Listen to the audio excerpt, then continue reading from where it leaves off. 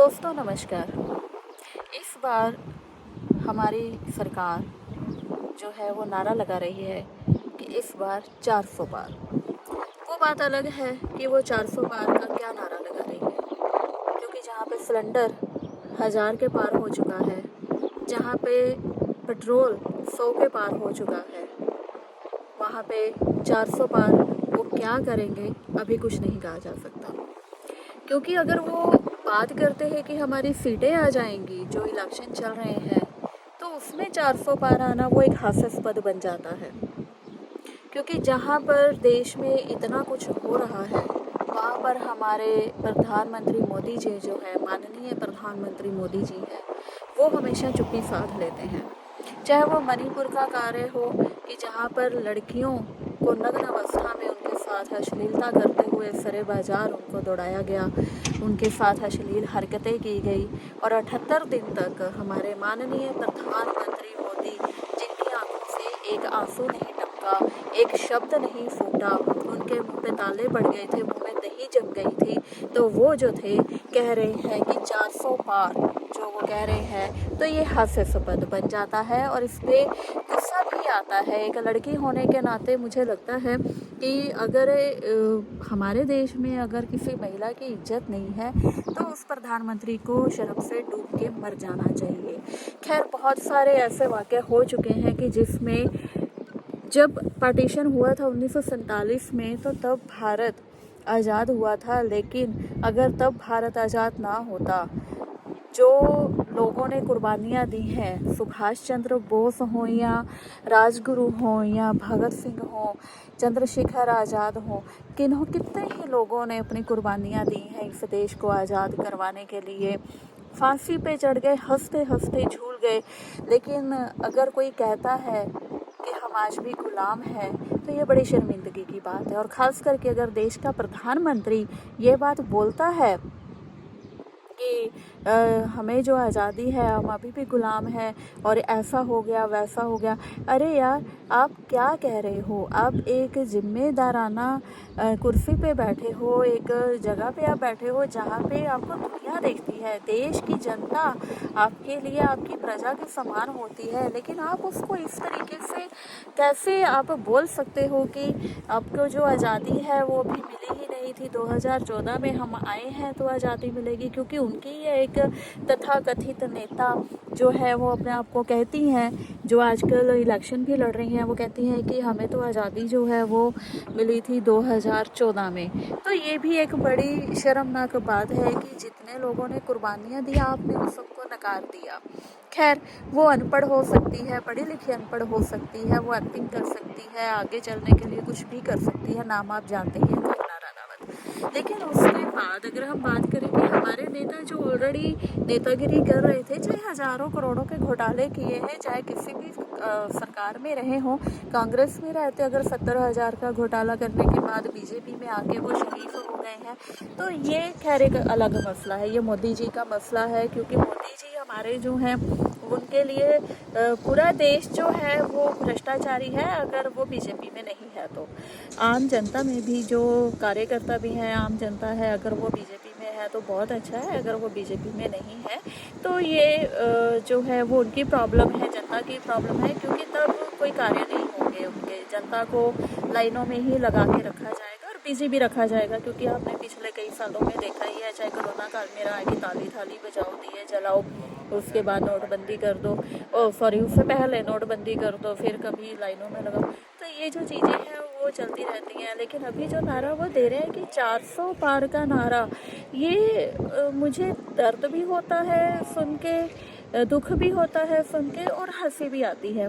क्योंकि 400 पारा लगाने के लिए उस शक्ल को सामने होना चाहिए कि वो आपके बात को सुन सके, आपके मन की बात को सुन सके, जनता की नब्ज टटोल सके कि जनता क्या चाहती है, जनता को क्या परेशानियां हैं। जनता बेरोजगार तो नहीं है, जनता के पास खाने को प्रॉपर खाना तो है, वो भीख मंगी तो नहीं हो रही है। लेकिन हमारे मोदी जी जो है, उनको तो अपना, चाहे वो उनका एक कोट पैंट उन्होंने पहनना हो, दिन में 10-10 वो ड्रेसें बदलते हैं। चाहे वो कहीं पे उद्घाटन पे जा रहे हो तो हर 2 घंटे के बाद उनकी ड्रेस बदल जाती है। जो एक सूट जो उनका होता है, एक ड्रेस जो होती है कम से कम 5 से 10 लाख के बीच में होती है। तो जनता के पैसे को इस तरीके से कपड़ों में उड़ाया जा रहा है, पानी जो उनका विदेशों से मंगाया जा रहा है, खाना उनका विदेशों से आ रहा है। तो ये कैसी फकीरी है और कैसा ये जनता के लिए काम कर रहे हैं जो अपने देश में ही नहीं टिकते। खैर, देश में ही टिकने से मैं क्या ही कहूँ। आपको पता ही है कि वो घूमते ही रहते हैं, कभी इधर कभी उधर, कभी कहीं उन्होंने युद्ध भी रुकवाए हैं, बहुत बड़े बड़े युद्ध रुकवाए हैं। लेकिन अपनी ही गलवान घाटी में क्या हुआ उसके ऊपर वो एक शब्द भी नहीं बोल पाए हैं, क्योंकि सब जानते हैं कि चीन ने आके वहाँ पे क्या कुछ किया है, कब्जा कर रही है। धीरे धीरे वो अंदर आ रही है, भारत की सीमाओं के अंदर वो अपनी सड़कें बना चुकी है, अपने जो हैं उन्होंने इमारतें बनानी शुरू कर दी हैं, मंजिलें बनानी शुरू कर दी हैं।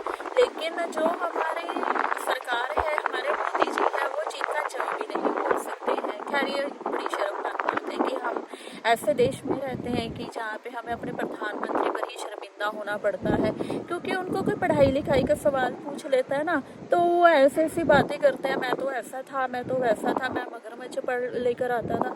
अरे भैया, आप पहले ये तो बता दो कि आपकी उम्र कितनी है, क्योंकि 35 साल आपने भिक्षा मांग के खाया। कभी आप 35 कहते हो, कभी 40 कहते हो, कोई बात नहीं, 5-10 साल का ऊपर नीचे हो जाता है, क्योंकि जिस बंदे ने ना किया हो ना, तो उसको याद नहीं रहता है कि मैंने कितने साल का पहले बोला हुआ है और आगे मैं कितने साल का बोल रहा हूँ, क्योंकि झूठ के सिर पाप नहीं होते हैं। खैर, वो कहते हैं कि मैंने चाय भेजी है, मैंने ये करा, वो तो स्टेशन ही नहीं था। खैर, हम इस बार भी नहीं जाएंगे कि वहाँ पे मालगाड़ी आती थी। खैर, ये उनकी अपनी बात है, क्योंकि जब हम सोच लेते ना, हमें एक वहम की बीमारी हो जाती है। आप लोगों ने देखा होगा कि बहुत सारे लोगों को एक वहम की बीमारी हो जाती है, वो अपनी दुनिया में जीने लगते हैं। और हमारे मोदी जी भी उस टाइम पे उसी दुनिया में जी रहे हैं कि उनको जहाँ पे होता है कि मैं बुद्धा के साथ था, या मैं बाबरी मस्जिद की उस पर चढ़ गया था तब जब थी वो तोड़ने से पहले। तो बहुत सारी चीज़ें हैं वो जो बोल जाते हैं, उनको खुद को भी नहीं पता लगता। खैर, कभी कभी हंसी भी आती है उनकी बातों को सुन के, और अब तो उनकी जुबान तोतली होने लगी है क्योंकि डर सताने लगा है। लेकिन हमारा ये मसला नहीं है कि वो क्या कर रहे हैं, उनका क्या वहम पाले बैठे हैं, क्या वो सोचते हैं, क्योंकि झूठ तो उनकी रग रग में भर के बैठा हुआ है। लेकिन हमारी जनता को हमें सोचना चाहिए। जहाँ पे पत्रकारों के सिर पे डंडे मारे जा रहे हैं, अभी पीछे अमित शाह की रैली थी, तो वहाँ पे एक पत्रकार को बुरी तरह से घायल कर दिया, पुलिस मार रही है वहाँ पे, और जो गुंडे हैं वो मार रहे हैं, और पुलिस जो बचाव भी नहीं रही है, बीच बचाव भी नहीं कर रही है, पत्रकार को नहीं बचा रहे। कम से कम 150 लात घूंसे जो हैं उसके पेट में मारेंगे, बेचारा करा रहा, पता नहीं जिंदा भी बचेगा कि नहीं बचेगा। हे भगवान, उसकी जो है रहम करना और उसको जीवन दान देना, ताकि वो अपना ईमानदारी से जो काम कर रहा है वो करता रहे। खैर, लेकिन आप लोग जो हम जनता हैं, हमें ये सोचना होगा कि हो रहा है वो हमारे साथ हो रहा है, वो मोदी जी के साथ नहीं हो रहा, क्योंकि मोदी जी तो लाखों रुपए की चीज़ें बना के बैठे हैं, लाखों करोड़ों अंदर करके बैठे हुए हैं। जो अपने आप को फ़कीर बोलते हैं, वो फ़कीर किस मामले में बोलते हैं मुझे नहीं पता, क्योंकि करोड़ों के जेट में चलते हैं, लाखों के सूट पहनते हैं, एक दिन में 8-8 जो हैं वो अपने कपड़े बदलते हैं, 8-8 बार कपड़े बदलते हैं, और कैमरामैनों की तो लाइन लगी रहती है। ब्यूटिशियन जो है आपके बाल बनाती है या आपको आपका मेकअप करती है, वो आपके साथ चलते हैं, जो लाखों रुपए लेती है। खैर, कहीं कि सभी प्रधानमंत्रियों के साथ होता नहीं, सभी प्रधानमंत्रियों के साथ नहीं होता। ये हमारे प्रधानमंत्री और जुमले राजा आए हैं ना, ये कुछ ज़्यादा ही है। खैर, मैं इस पर भी नहीं जाऊँगी, क्योंकि ये उनका अपना मसला है, और मसला तो खैर हमारा भी है, जनता का भी है, क्योंकि जनता का पैसा सारा जाया हो रहा है, ख़राब हो रहा है पैसा, और टैक्स हम लोग पे कर रहे हैं ना। हम कोई भी चीज़ लेने जाते हैं तो बहुत सारा टैक्स पे करते हैं, लेकिन जनता जो है काफ़ी, हम देख रहे हैं आजकल भक्त बने हुए हैं कि चाहे पेट्रोल कितना भी महंगा हो जाए, सिलेंडर कितना भी महंगा हो जाए, हम मोदी जी को वोट डालेंगे। अब वोट डालिए, कोई बात नहीं है, अब मोदी जी को वोट डालिए, लेकिन मोदी जी को जाकर एक चीज़ ये भी बताइए कि भैया आप थोड़ी सी महंगाई कम कर दीजिए, जो आप सरकारी स्कूलों को बंद कर रहे हैं उनको मत कीजिए, प्राइवेटाइजेशन आप करते जा रहे हो उसको मत कीजिए, आप हर चीज़ को बेचते जा रहे हैं, देश की संपत्तियों को बेचते जा रहे हैं, वो मत कीजिए।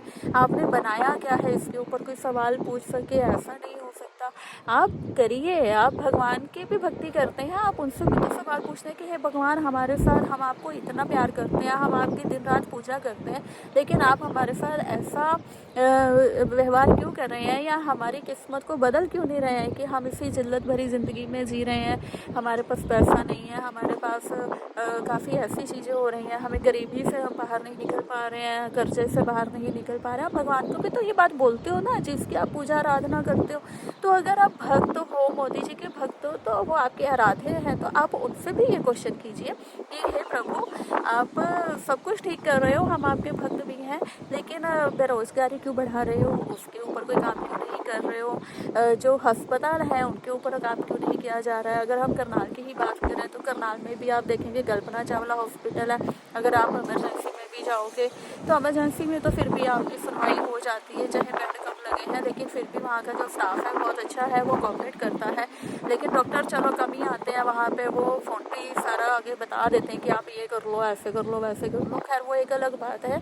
लेकिन अगर आप हॉस्पिटल में जाओ प्रॉपर कल्पना चावला में, तो वहाँ पे आपने पर्ची भी कटानी है तो विंडो तो चाहे 10 खुली है, लेकिन मिलेंगे आपको 2 लोग। दवाइयाँ देने के लिए 6 विंडो खुली हैं, मिलेंगे आपको 2 लोग। तो दवाइयाँ वही रखी हैं, 4 डब्बे रखे हुए हैं कि जहाँ पे एक एक गोली उठाई और सबको मिलाई, और कोई भी मर्ज हो, कोई भी बीमारी हो, कुछ भी हो, वही आपको दे देंगे। खैर वो एक अलग बात है, मैं नहीं चाहती उसके लिए, फिर कभी एक वीडियो बनाऊंगी विस्तार से। लेकिन आप 400 पार का जो नारा है उसके ऊपर थोड़ा सा काम कीजिए भैया। या तो आपने नौकरियां दी हो, आपने मेडिकल अच्छा किया हो, आपने, हाँ, जो आयुष्मान कार्ड कहते हैं वो चलता नहीं है जब तक आप कोई बड़ा ऑपरेशन ना करवाना हो। और पता नहीं कितने लोगों के तो आयुष्मान कार्ड यूज़ भी हो चुके हैं, क्योंकि उनको पता ही नहीं है कि हमारे नाम पे आयुष्मान कार्ड बने हुए हैं। खैर वो भी एक अलग मसला है। तो ऐसी बहुत सारी चीज़ें हैं कि जिनमें हमारे प्रधानमंत्री बहुत ही निर्लज हो चुके हैं, बेशर्म हो चुके हैं, जिनको सिर्फ बातें करने से, अभी हाल ही में मैंने देखा है कि उनको थोड़े से ना घड़ियाली आंसू आ रहे हैं। वो 2 लोगों के सामने बैठ जाते हैं कि जैसे मुझे तो गंगा मैया ने बुलाया है। अरे भैया, गंगा मैया उसको बुलाती है जो मर चुका होता है। आप तो अभी जीवित हैं, तो क्यों मरने के ख्वाब देख रहे हो? अभी आप तो दुनिया को अभी मारने के लिए बैठे हुए हो। खैर वो भी एक अलग बात है। लेकिन 400 पार का नारा देना तो आपके लिए शोभा नहीं देता है, क्योंकि काम आपने किए नहीं है। 400 पार का नारा आप दे रहे हैं, तो एक बड़ी ही ज़्यादा शर्म की बात आती है और हास्यास्पद बात भी है। प्लीज़ ये नारा मत दीजिए। और काम आपने कुछ किया नहीं है, लोगों को गुमराह किया है, औरतों को घसीटा है सड़कों के ऊपर। और अभी जो रवन्ना का पीछे हुआ है, अभी देवेगौड़ा जो हैं, जो पूर्व प्रधानमंत्री रह चुके हैं, उनके आगे जो पोते हैं, उन्होंने जो कारनामा किया है, 2976 जो वीडियो हैं वो वायरल हुई हैं। और उसके ऊपर भी खैर आप, उसके बावजूद भी आप कह रहे हैं, जो जिसको आप कहते थे कि आपका तो इसका बचपन से बड़ा नाता रहा है फैमिली के साथ, तो आपने उनके लिए वोटें भी मांगी थी। तो प्रधानमंत्री जी थोड़ा सा चुल्लू भर पानी में डूब मरिए, और आपकी सीटें नहीं आने वाली हैं, 150 भी आ जाए तो गनीमत है। तो बाकी जो है भैया, अपना बच्चों के ऊपर ध्यान दीजिए, क्योंकि हमारा जो देश है अभी बहुत ही बुरे हालात से गुजर रहा है। हमारा प्रधानमंत्री अनपढ़ होने के साथ साथ इतना बेवकूफ़ और बेशरम भी है कि जिसकी मैं क्या ही बताऊँ। खैर भर भर के कमेंट कीजिए, चाहे गालियाँ ही दीजिए, देखते हैं कि आप लोग क्या राय देते हैं। दीजिएगा ज़रूर। धन्यवाद।